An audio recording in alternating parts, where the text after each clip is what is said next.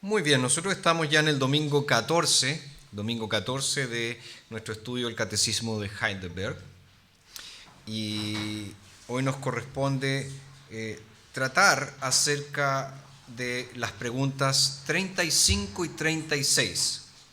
Estas preguntas abordan el tema específico de la concepción virginal de nuestro Señor Jesucristo.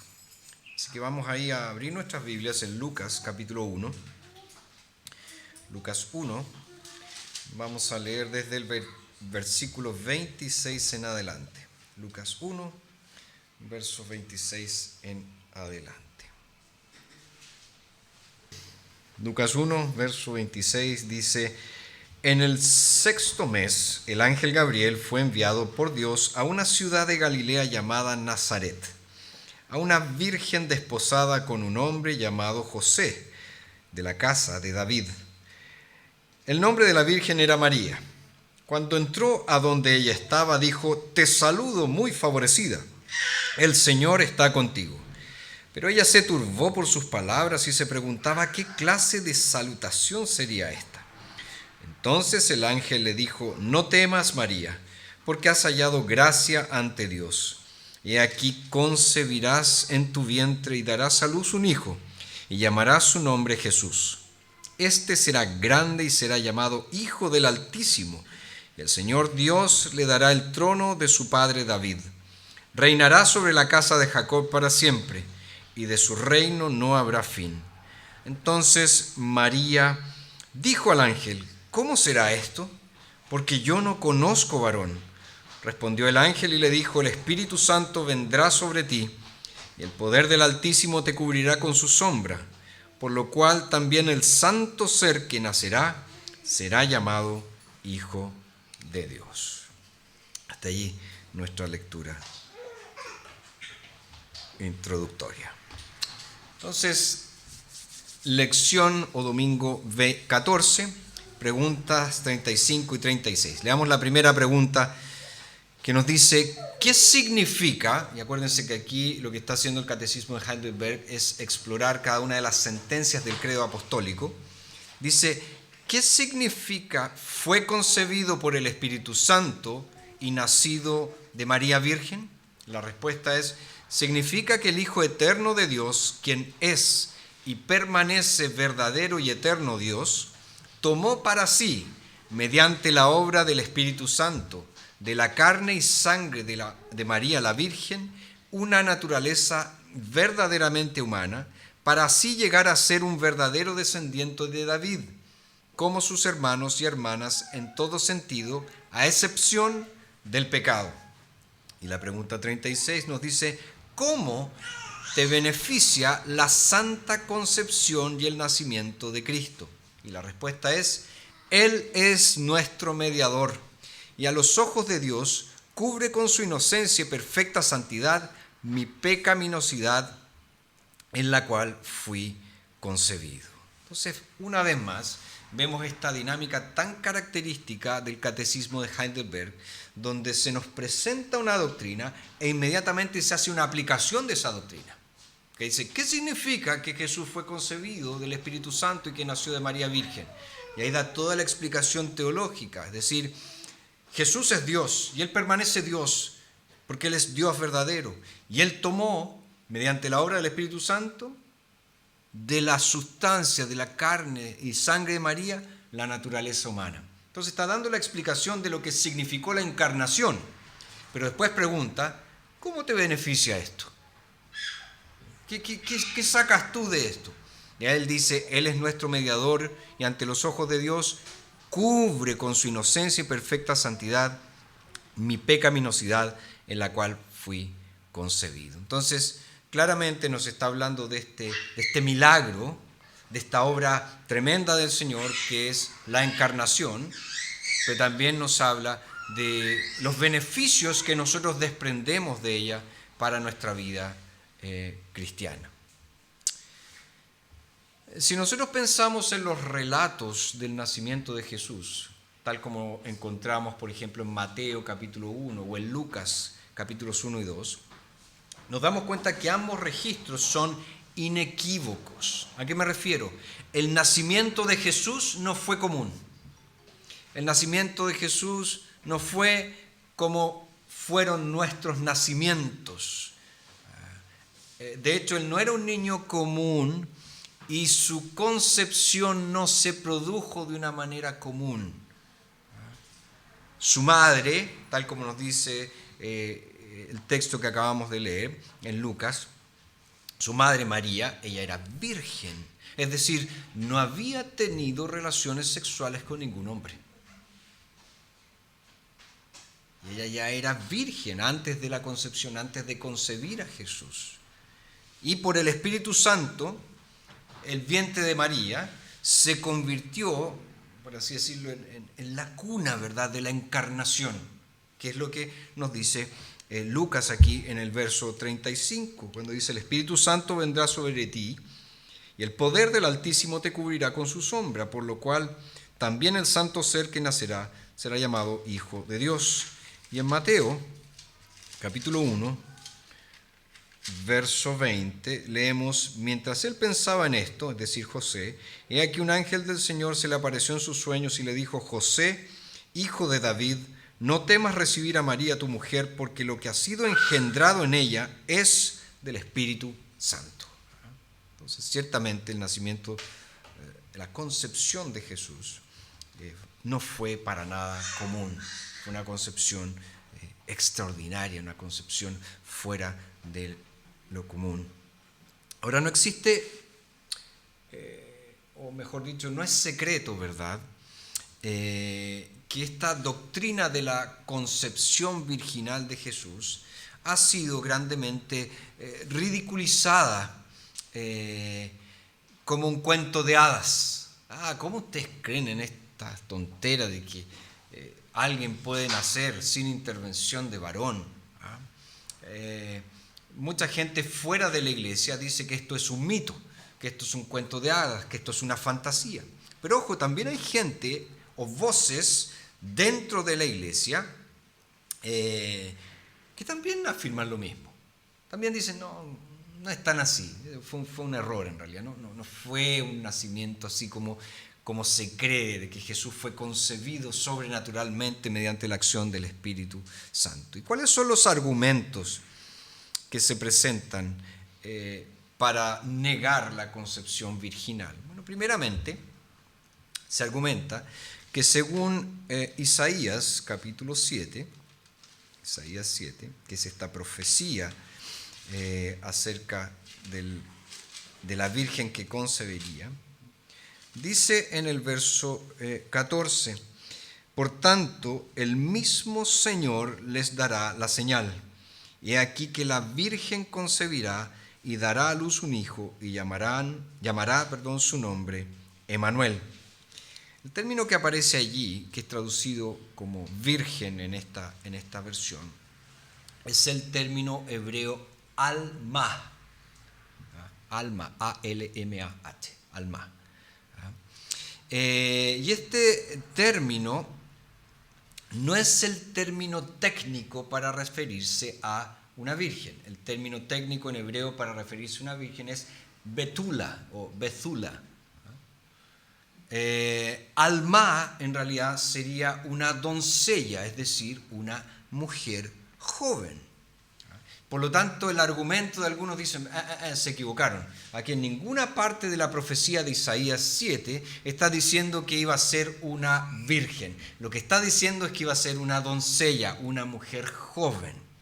Por lo tanto, no hay base alguna para decir que se había profetizado esta concepción virginal. Pero fíjense que el mismo texto de Isaías nos dice: por tanto, el Señor mismo les dará la señal. La señal. Y después dice: he aquí que la Virgen concebirá. ¿Por qué les remarco esa expresión primera, la señal? ¿Qué tiene de incomún que una mujer joven quede embarazada? No. ¿Es una gran señal? No. ¿Cuál sería la respuesta de uno? Tuvo sexo con alguien, ¿verdad? Por eso quedó embarazada. Pero cuando dice, el Señor mismo les dará una señal, está diciendo, esto es algo fuera de lo común. Esto no es algo normal. No es el hecho de que una mujer joven quedó embarazada porque tuvo relaciones sexuales con un varón. Acá hay una señal de parte del Señor. Entonces, no creo que ese argumento se pueda sustentar a la luz de lo que dice el contexto aquí de Isaías capítulo 7. También es importante notar que la Septuaginta, esta famosa traducción griega de las escrituras hebreas que comenzó a realizarse a partir del siglo III, tradujo alma con la palabra griega parthenos. Y la palabra griega parthenos es efectivamente una palabra técnica para referirse a una virgen, una mujer virgen. Entonces fíjense, estos judíos a los que se les encargó traducir el Antiguo Testamento del hebreo al griego, no tradujeron esta palabra alma como una doncella, porque hubieran utilizado una palabra griega para describir una mujer joven, pero utilizaron la palabra griega parthenos, que se refiere a una virgen. Entonces ellos mismos entendían que se trataba de una virgen. Por lo tanto, el primer argumento, ¿verdad? Ese argumento de que, oye, espérate, la palabra no es virgen necesariamente, la palabra se refiere a una mujer joven, cae por el piso, tanto por lo que nos dice el contexto de Isaías 7, como también por esta referencia histórica o este dato histórico que tenemos en la traducción de la Septuaginta. Pero también hay otros que se han opuesto al nacimiento virginal, o a la concepción virginal, mejor dicho, porque lo ven como siendo la típica historia mítica pagana. Y ellos argumentan, por ejemplo, varios mitos paganos hablaban de un nacimiento virginal. Y el cristianismo entonces tomó de estos mitos paganos esta idea para reforzar el hecho de que Jesús era divino. Y este argumento, que suena bastante popular, tiene, eso sí, una serie de problemas. Por ejemplo, la suposición de que existía una figura divina humana que realizaba milagros, que había nacido de una virgen, que tenía ciertos títulos reales, que había salvado a su pueblo, que había resucitado de entre los muertos, nunca se había escuchado antes. Nunca se había escuchado antes. No existía ese héroe en los mitos paganos. No existía una figura así. Esa figura vino a existir luego del cristianismo con el Señor Jesucristo. Por lo tanto, no hay nada de ser fruto de religiones paganas. Esto es es una innovación. ¿Por qué? Porque fue la intervención de Dios en la historia humana. Nada de lo que se había escrito antes, ninguno de estos mitos antiguos se compara con la historia verídica del cristianismo. Segunda cosa, habría sido impensable que una secta judía, como lo fue primeramente el cristianismo, acuérdense que los primeros conversos eran cristianos, eran judíos, quiero decir. Entonces, que una secta judía tratara de ganar conversos utilizando elementos paganos. Porque ningún judío iba a comprar esa cuestión. Cualquier judío iba a decir, esto es paganismo. Esto no tiene nada que ver con nuestra fe. Entonces, no hay posibilidad de que los discípulos hicieran encajar elementos del paganismo con elementos judíos y crearan esto del cristianismo. Tercera cosa, los paralelos que hay de la concepción virginal con estos mitos paganos no son tan fuertes como la mayoría de la gente piensa. Por ejemplo, se habla de este nacimiento inusual de Alejandro Magno. Se habla también del nacimiento de Dionisio. se habla también del nacimiento de Mitra. Pero ninguno de ellos se compara con la concepción virginal del Señor Jesús. ¿Por qué? Porque cuando hablamos, por ejemplo, de Alejandro Magno, famoso rey macedonio, ¿verdad? Varios siglos después de la muerte de Alejandro, no se menciona el nacimiento virginal, no se menciona una concepción virginal de Alejandro. ¿Qué se menciona? Que su nacimiento fue inusual, fue diferente. Que su concepción había sido, como les digo, media extraña. Pero cuando nació Alejandro, sus padres estaban casados. Dionisio nace cuando Zeus, ¿verdad? Este dios griego, ¿qué hace? Se disfraza de humano y embaraza a una princesa humana. Bien diferente la cosa. No es una concepción virginal. Es un dios que se hace pasar por humano, por un hombre, y embaraza a una mujer. No es para nada lo que nosotros leemos en los evangelios. No se parece en nada. Y Mitra, ¿verdad? Otro mito que se utiliza, nace de una roca, no nace de una virgen. Entonces, de hecho, este mito de Mitra se remonta a la época de Cristo. Por lo tanto, hay una dependencia del mitraísmo del cristianismo y no al revés. Entonces, todas estas ideas, estos paralelos que pueden aparecer, caen por el piso porque en realidad no tienen nada que ver con la doctrina de la concepción virginal. Al guerrero griego, al dios griego, a este culto a Mitra, nosotros le podemos añadir también el famoso culto de Buda, ¿verdad? Que su madre había soñado que Buda había entrado en ella como un elefante blanco. Aquí vean las cosas que la gente cree, ¿verdad? Pero, ¿qué pasa con esta historia? Esta historia aparece 5 siglos después de la muerte de Buda. Nunca fue paralela. Y ojo, la madre de Buda ya estaba casada cuando Buda fue concebido. Entonces, estos llamados paralelos que algunas personas intentan colocar para decirnos, esta cuestión que ustedes hablan de la concepción virginal de Jesús es un mito, igual que el mito de el mito de el mito de este. Uno dice, no, espérate, tú no conoces bien esos mitos. Son completamente diferentes a lo que nos informa la Escritura acerca de lo que allí sucedió. ¿Por qué? Porque ninguno de ellos en realidad se asemeja a la doctrina de la concepción virginal. No se parecen en nada. Ahora, para aquellos que creen en la concepción virginal, a veces se presenta otro problema. ¿Cuál es ese problema? Que algunos dicen, ¿será realmente importante creer en esto? ¿Tiene alguna relevancia creer en esto?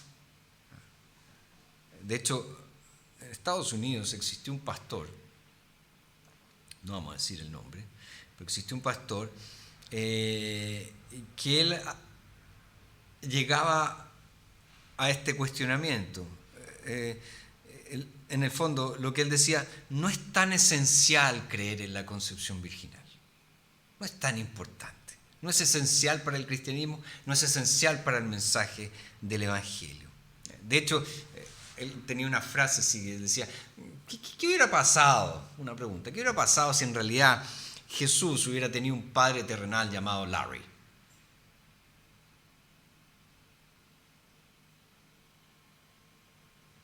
Bueno, ¿qué estaba sugiriendo este hombre? Que si efectivamente Jesús hubiera nacido como cualquier otro de nosotros, eso no sería catastrófico para la fe cristiana. No habría ningún problema. porque igual Jesús vivió como vivió, murió como murió, etc. Pero la pregunta que nosotros tenemos que hacernos no es esa. La pregunta que tenemos que hacernos es, ¿realmente es tan insignificante la concepción virginal que nosotros podemos descartarla? ¿Realmente la concepción virginal no tiene ninguna importancia para la persona del Redentor? La pregunta en realidad es la siguiente: ¿es la concepción virginal realmente esencial para el cristianismo? Bueno, la respuesta es obvia: sí, es esencial. Es esencial. No podemos descartarla como un mito, no podemos decir, no, en realidad no es tan importante. La concepción virginal es esencial. ¿Y por qué es esencial? Podríamos, en primer lugar, levantar un argumento histórico. Es esencial porque la Iglesia siempre ha creído en ella. O sea, el cristianismo siempre la ha considerado una doctrina esencial. Ahora, eso yo sé que les puede sonar como un argumento circular, ¿verdad? Estáis dando vueltas en la misma cosa.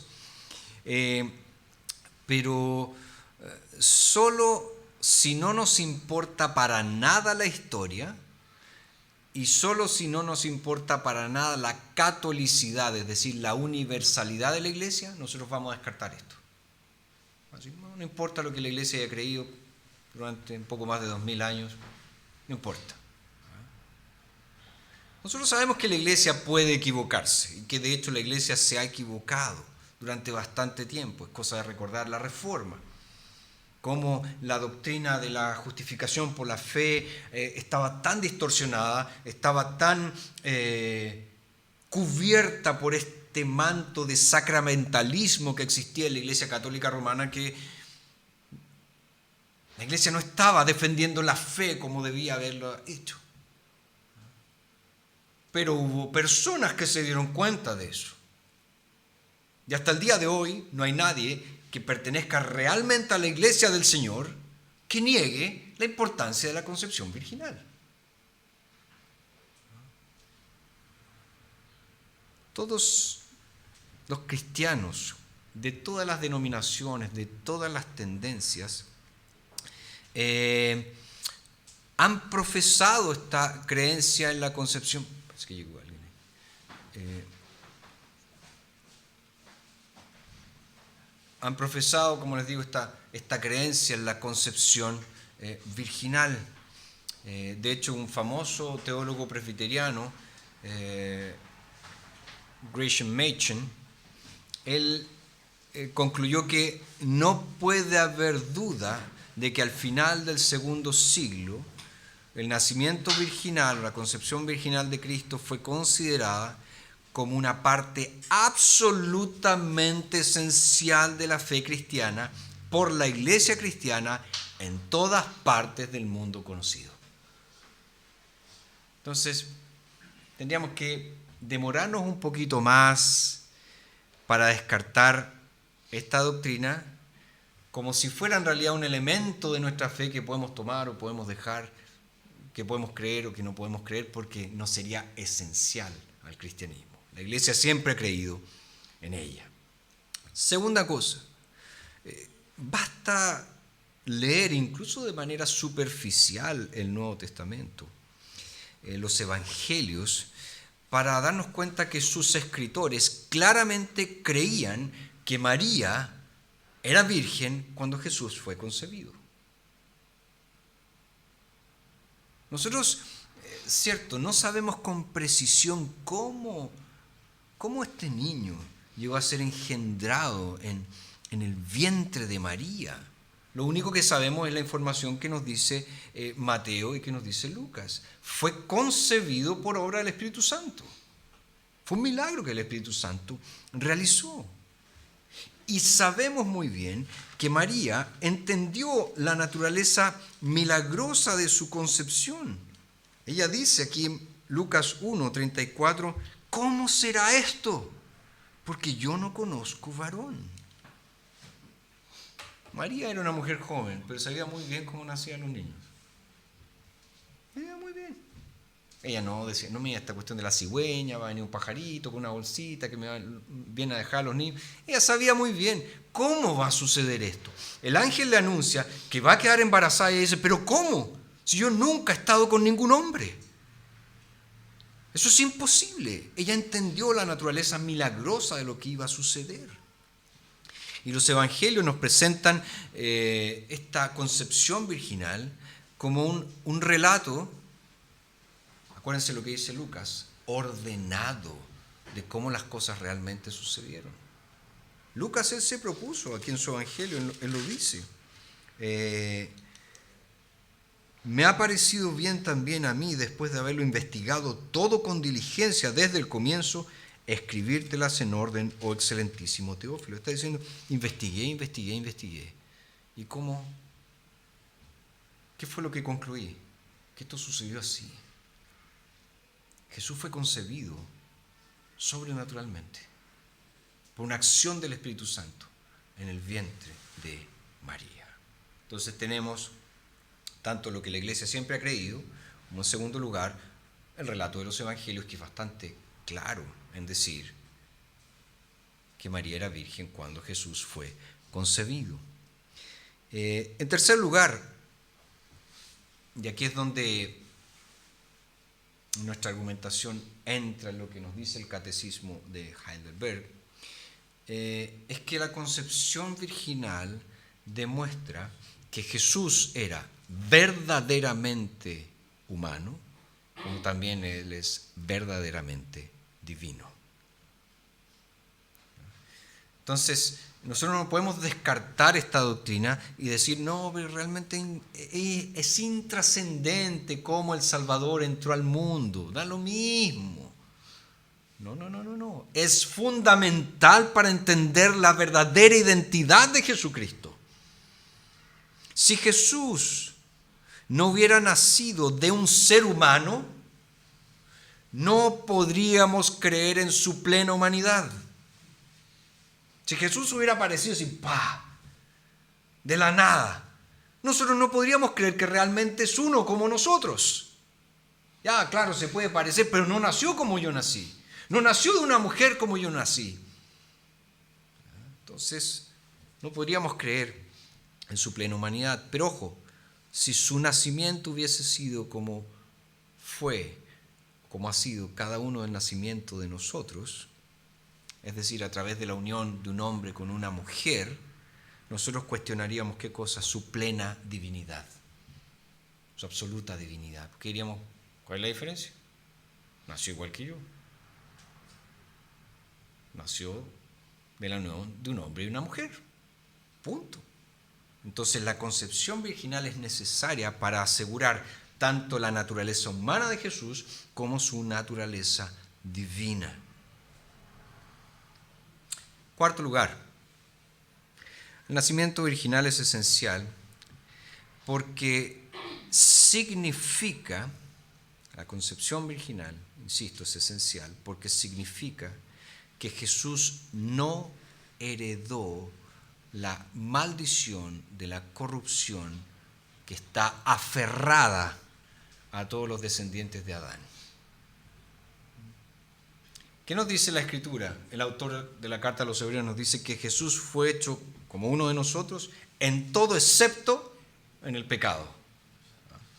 Hebreos capítulo 4.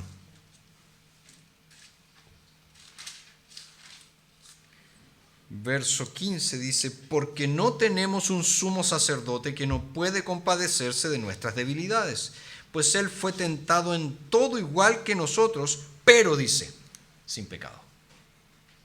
Él era exactamente igual a nosotros, pero sin pecado. Y el verso 26 y 27 del capítulo 7 de Hebreos dice, porque tal sumo sacerdote nos convenía, santo, inocente, puro, apartado de los pecadores y exaltado más allá de los cielos. Él no tiene cada día la necesidad, como los otros sumos sacerdotes, de ofrecer sacrificios primero por sus propios pecados y luego por los del pueblo, porque esto lo hizo una vez para siempre, ofreciéndose a sí mismo. ¿Por qué no necesitaba ofrecer sacrificio por sí mismo? Por ser sin pecado, por no tener pecado alguno. Entonces, todo padre, toda madre humana engendra un hijo, una hija con su naturaleza pecaminosa. Y puede que no entendamos completamente cómo funciona esto, cómo se hereda esta naturaleza pecaminosa. Pero sabemos que todos los que nacen después de la caída vienen con ella. Pecadores engendran pecadores. Por eso David en el famoso Salmo 51, ¿qué es lo que dice? En maldad fui concebido. Nací en pecado. Entonces, es muy importante que entendamos que la concepción virginal, por un lado, nos ayuda a entender que Jesús realmente Él es hombre, porque heredó de su madre, de María, su naturaleza humana, pero también nos dice que Él es Dios, porque fue concebido por el Espíritu Santo. Su nacimiento no fue exactamente igual, su concepción, mejor dicho, no fue exactamente igual a como todos nosotros fuimos concebidos. Y eso también nos queda claro en lo que el ángel le dice a María, dice, el santo ser que nacerá. Van a ser santos, van a ser sin pecado. Eso no se puede decir de ningún otro descendiente de Adán, porque todos nacen en pecado. ¿Dudas, preguntas, comentarios hasta aquí? ¿Sí? El Padre es eterno. Ajá. Siempre existió. El Hijo fue engendrado de la misma sustancia del Padre. El Espíritu Santo es de la sustancia del Padre y de la sustancia del Hijo. Cuando Jesucristo, en su naturaleza de Dios, se tiene que entender que fue engendrado, que era Dios, siempre fue Dios, y en el momento de ser puesto en la materia del Espíritu Santo, la materia de María, ahí tomó en ese momento la naturaleza humana. No es que haya existido humano y divino. No. Sí. Nosotros podemos hablar de Jesucristo solo a partir de la encarnación. Antes nosotros hablamos del Hijo, la segunda persona de la Trinidad. Yo sé que nosotros hablamos, ¿verdad? Cristo en el Antiguo Testamento, Padre, Cristo, Espíritu Santo. Precisamente, o más correctamente es el Hijo, porque en el instante en que Él es engendrado de la sustancia de María, o sea, asume la naturaleza humana, nosotros podemos hablar de Jesucristo, de Jesús el Cristo. Y cuando ascendió a los cielos, está a la derecha del Padre, es Hijo, está como Hijo, no tiene naturaleza humana tampoco. La naturaleza humana la dejó acá. No, Él sigue siendo el Dios hombre para siempre. Después de la encarnación, Jesús es el Dios hombre para siempre. Dios hombre. Es una persona con dos naturalezas, divina y humana. Pero hay que entender, obviamente, que su naturaleza humana ha sido glorificada, que nosotros aún no sabemos bien qué es eso, pero hay algunos destellos de lo que eso es en el Nuevo Testamento. Por ejemplo, cuando los discípulos estaban después de la resurrección reunidos y Jesús, estaban reunidos a puertas cerradas, nos dice Jesús aparece en medio.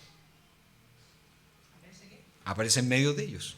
No tocó la puerta, no dijo, permiso, cabros, ábranme, tengo que entrar porque hay una puerta acá. Llegó y entró. ¿Cómo hace eso? Su naturaleza humana ha sido glorificada.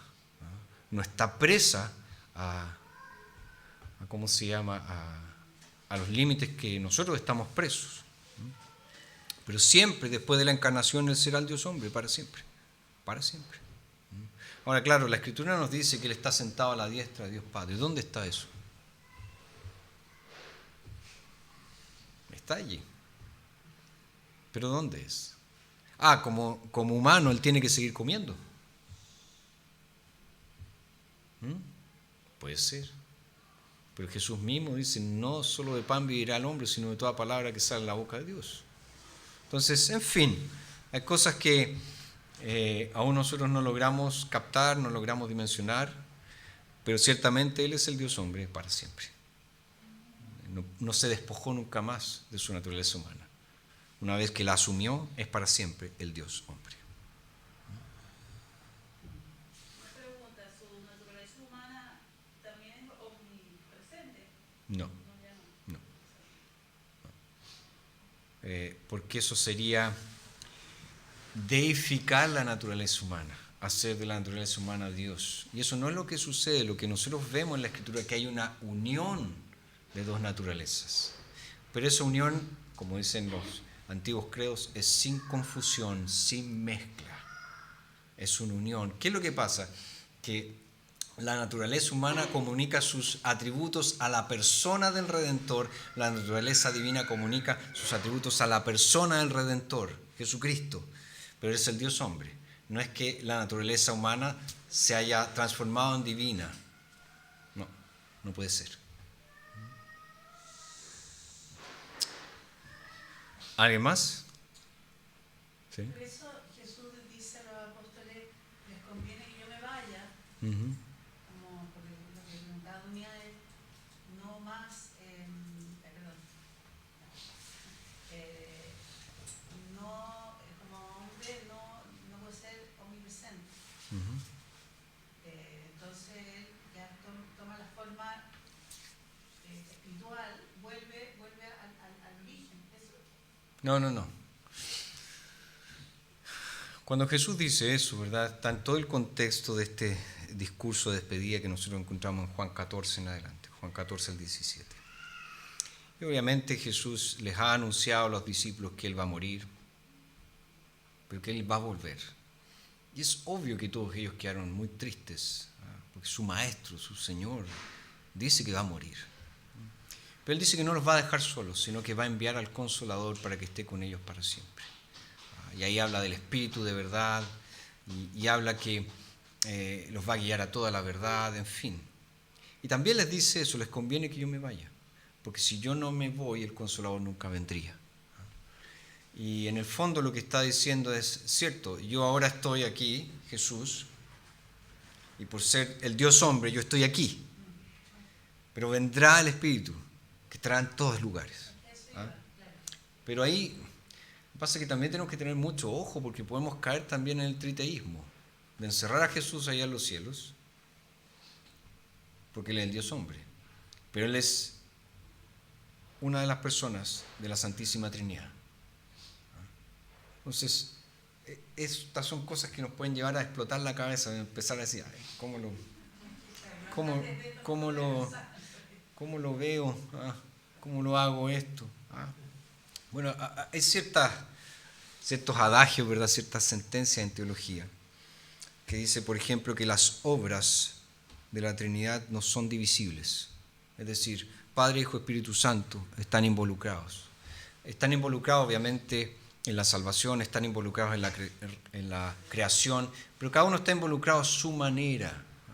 Es lo que también se conoce como la economía de la Trinidad. Economía no de plata, sino de administración, cómo se administra la Trinidad.